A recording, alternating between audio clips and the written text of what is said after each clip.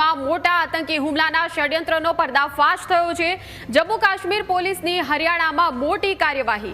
હરિયાણાના ફરીદાબાદમાંથી 300 kilo RDX જપ્ત થયું છે।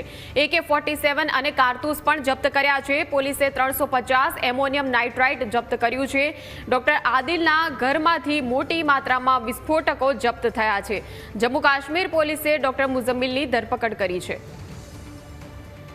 તો મોટા આતંકી ષડયંત્રનો પર્દાફાશ થયો છે। ડોક્ટર આદિલ નામના આ રહેણાંક ફરીદાબાદમાં અને વ્યવસાયી તબીબ એવા આ વ્યક્તિના ઘરમાંથી 300 કિલો જેટલો RDXનો જથ્થો ઝડપાયો છે।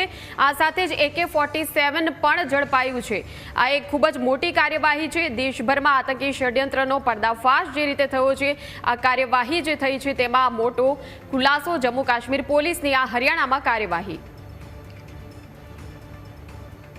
સંવાદદાતા આશુતોષ આપણી સાથે લાઈવ જોડાઈ ગયા છે। આશુતોષ, જે રીતે ગઈકાલે ATSની મોટી કાર્યવાહી સામે આવી હતી અને એના પછી હવે જમ્મુ કાશ્મીર પોલીસની હરિયાણામાં આ મોટી કાર્યવાહી સામે આવી છે।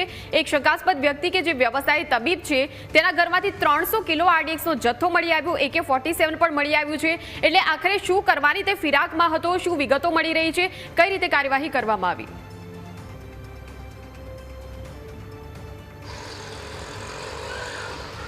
જી મયુરી, વાત કરવામાં આવે તો છેલ્લા 2 દિવસમાં ગુજરાત ATS અને જમ્મુ કાશ્મીર પોલીસે 2 આતંકવાદી હુમલાઓ જે છે થવાના હતા મોટા, તેને અંજામ આપતા રોક્યા છે। કારણ કે સૌથી મોટી કાર્યવાહી જે છે તે દેશમાં કહી શકાય કે ગતરોજ પણ ગુજરાતમાં 3 આતંકવાદીઓ જે છે તે ઝડપાયા હતા।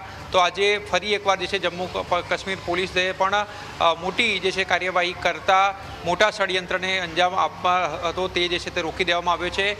ખાસ વાત કરવામાં આવે તો જમ્મુ કાશ્મીર પોલીસને બાતમી મળી હતી કે ડૉક્ટર આદિલ, જે પહેલાં અનંતનાગ હોસ્પિટલમાં રેસિડન્ટ ડૉક્ટર તરીકે ફરજ બજાવતો હતો, પરંતુ અનંતનાગ છોડ્યા બાદ તે યુપીના સહારનપુરની અંદર પ્રેક્ટિસ કરતો હતો અને તેને બાતમીના આધારે ઝડપી પાડવામાં આવ્યો હતો અને પૂછપરછ કરતાં તેના લોકરમાંથી પણ AK-47 મળી હતી। સાથે સાથે તેની તપાસ કરતાં ડૉક્ટર મુઝમ્મિલ જે છે તેનું પણ નામ સામે આવતા તેની સામે પણ કાર્યવાહી કરતાં તેમના ઘરેથી પણ મોટી માત્રામાં જે જથ્થો જે છે ઝડપી પાડવામાં આવ્યો છે। 300 કિલો RDXનો જથ્થો જે છે તે ઝડપી પાડવામાં આવ્યો છે। સાથે સાથે AK-47 અને કારતૂસો પણ જે છે તે મળી આવ્યા છે। ઉપરાંત પોલીસે 350 એમોનિયમ નાઇટ્રેટ જે છે તે પણ જપ્ત કર્યું છે। એટલે ખાસ કરીને બાતમીના આધારે આ સમગ્ર કાર્યવાહી જે છે તે હાથ ધરવામાં આવી હતી। એટલે ડૉક્ટર જે છે તે આદિલ, જે અનંતનાગ જમ્મુ કાશ્મીરમાં ફરજ બજાવતો અને ત્યાંથી તે આતંકીઓના સંપર્કમાં આવ્યો હતો અને ત્યારબાદ તે આતંકી પ્રવૃત્તિ સાથે જે તે સંકળાયો હતો।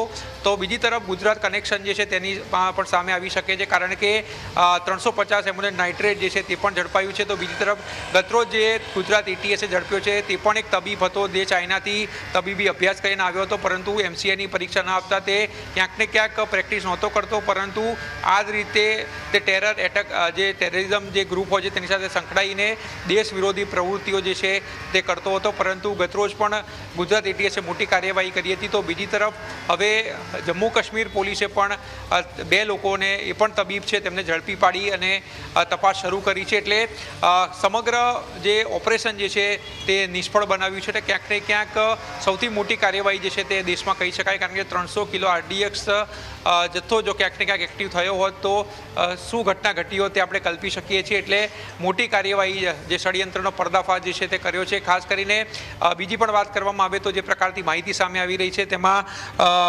જમ્મુ કાશ્મીર પોલીસે તો માહિતી જે પ્રમાણે આપી તે પ્રમાણે આ જે આતંકીઓ છે તેમના જૈશ એ મોહમ્મદ સાથેના પણ સંબંધો હોવાની શંકા જે છે તે સેવામાં આવી રહી છે। આતંકીઓએ લખનૌ વગામાં જે RSSનું કાર્યાલય આવ્યું છે તેની પણ રેકી કરી હતી। RSSના કાર્યાલયનો વિડીયો પણ બનાવીને તેમના આતંકી આકાઓ જે છે પાકિસ્તાન તેમને મોકલ્યા હતા। સાથે સાથે અમદાવાદમાં પણ નરોડાનો ફ્રૂટ માર્કેટ છે તેની રેકી કરી હતી, વિડીયો બનાવ્યો હતો અને કઈ રીતે દેશ વિરોધી પ્રવૃત્તિ અને કઈ રીતે અહીંયા બ્લાસ્ટ થઈ શકે છે અથવા તો આતંકી પ્રવૃત્તિ થઈ શકે છે તેનો પણ વિડીયો જે છે શેર કરવામાં આવ્યો હતો, પરંતુ આ તમામને નિષ્ફળ જે છે તે બનાવી દેવામાં આવ્યો છે અને હવે તેમની પણ તપાસ શરૂ કરવામાં આવી છે કે તેમની સાથે અન્ય કોણ સંકળાયેલું હતું, કોણ તેમને મદદ કરી રહ્યું હતું। કારણ કે એક આતંકવાદી જે છે તે છેક હૈદરાબાદથી અમદાવાદ સુધી પહોંચે છે અને ત્યારબાદ કલોલ જઈ અને ત્યારબાદ તેની ધરપકડ થાય છે। એટલે ગુજરાતમાં પણ તેના કયા તેને કોણે મદદ કરી હતી તેની પણ હવે તપાસ તેજ કરવામાં આવી છે। જે અન્ય લોકોને જે બનાસકાંઠામાં ઝડપ્યા હતા તેમની સાથે પણ કોણ સંપર્કમાં હતું. ઉપરાંત જમ્મુ કાશ્મીર પોલીસે જેને ડૉક્ટર આદિલ અને મુઝમ્મિલને પકડ્યા છે તેનો શું ગુજરાતમાં રોલ છે અથવા તો આ જે ગતરોજ પકડાયા હતા તેમની સાથે શું સંબંધ છે તે સમગ્ર તપાસ જે છે તે હવે એટીએસ અને જમ્મુ કાશ્મીર પોલીસે શરૂ કરી છે. જી બિલકુલ, ખાસ કરીને એ જાણવાનું છે કે આરએસએસના કાર્યાલયની રેકી કરી રહ્યા હતા, બીજા પણ દેશભરમાં અનેક સ્થળોએ તેમની રેકી ચાલતી હતી, એટલે કેટલા સમયથી સક્રિય હતા તેવું કહી શકાય?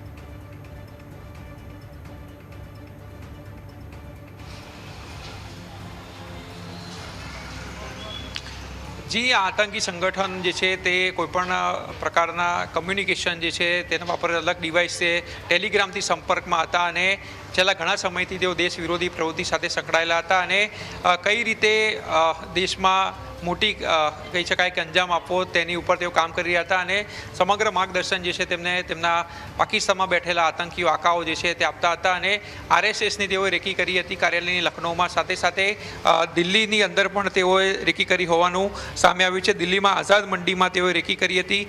આઝાદ શેખ અને મોહમ્મદ સુહેલ જે છે તેઓના દ્વારા રેકી કરવાનું સામે આવ્યું હતું. ઉપરાંત નરોડાનું જે ફ્રૂટ માર્કેટ આવેલું છે તેમાં પણ બંને આતંકવાદીઓએ રેકી કરી હતી અને ઉપરાંત વિડીયો પણ બનાવ્યો હતો. એટલે સમજી શકાય છે કે રેકી કરીને ત્યાં વિડીયો મોકલતા હતા અને ત્યારબાદ જે છે તે સમગ્ર પ્લાનિંગ થવાનું હતું, પરંતુ એ સમગ્ર પ્લાનિંગ જે છે તે નિષ્ફળ કરી દેવામાં આવ્યું છે. જી બિલકુલ, આભાર આશુતોષ સમગ્ર માહિતી આપવા બદલ.